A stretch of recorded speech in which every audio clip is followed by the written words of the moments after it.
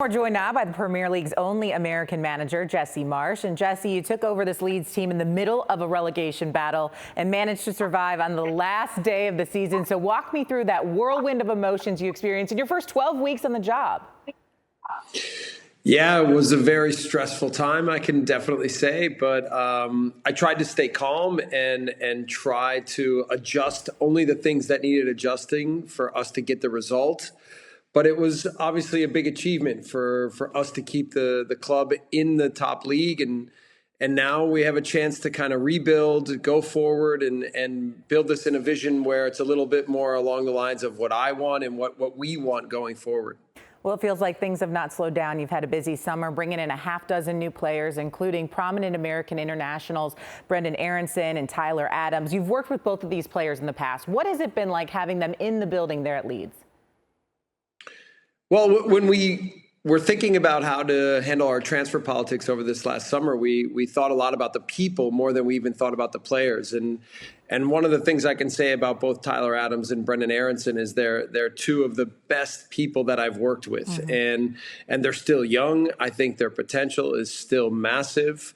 And they fit really well into the culture of what the club is and what the team is. So it's been really nice to see them integrate so well. And I think the players that have been here for many years have really welcomed them in with open arms and helped them be successful here in the early stages. Great. So I'm curious as to the reaction there in England. You're already the only American manager in the league, and now you've brought in two more Americans. What's been the response there in Leeds? I think locally in our in the media here and in our fan base that everybody's really excited about the vision of what we're creating and how we're moving forward. And then, it's just about managing some of the way that people talk about Americans in England in our sport. But I think no one comes here if they're afraid of what people might say or the negativity that might surround the situation. And I think we only think about how to create success, how to commit to things fully, and how to then find a way to encourage the entire dialogue about what American football, soccer is back home. And I think there's more respect here than maybe the media gives. So I think we've enjoyed the process, and I know these two players are going to help us be successful, and they're going to prove their way in their own manner. Well, in that same vein, speaking of Americans across the pond, now I know you acknowledged the Ted Lasso comparisons in your introductory press conference, but you admitted that you've never seen the show. So I'm wondering, and I mentioned you being very busy, but have you had any time to maybe watch it this summer? No, I haven't, but they were filming in London and they gave me an invitation, but it was in the middle of a relegation fight. But again, I'm a huge Sudeikis fan. And so anytime that I can be on set or see what's going on there, that would be really awesome. So I've heard it's a great show. I've heard it's inspiring. A lot of people love it. I'll have to find some time at some point to watch it. I mean, who's not a Jason Sudeikis fan? You know what I mean? Yeah. So I mentioned the two prominent U.S. international players you've got with you there in Leeds. And it's a strange year for soccer with the World Cup scheduled for November and December. So what kind of challenges does that pose for you and your staff? You got a 6-week World Cup break in the middle of your season. Yeah, I mean, right now we're so focused on the early stages of the season. And for us to have a good start, I think is really, really important.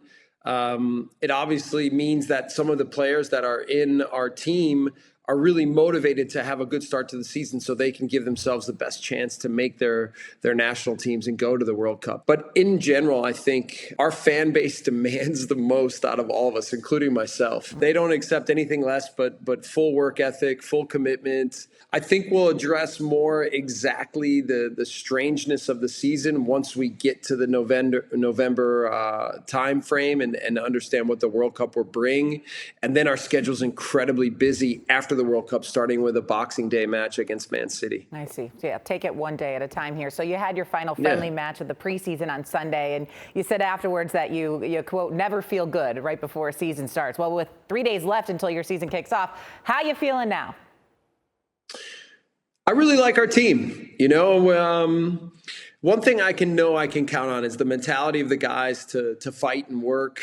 That's the reason really why I think we stayed up and stayed in the Premier League. It's because we have this incredible mentality, especially in this league. And I think all the fans of the Premier League back home in the US and around the world know that this league demands the absolute best from everybody all the time. And it's what makes the league, I think, the best of any sport, of any league in the world. So it's a pleasure to be here. It's an honor to be a part of this club.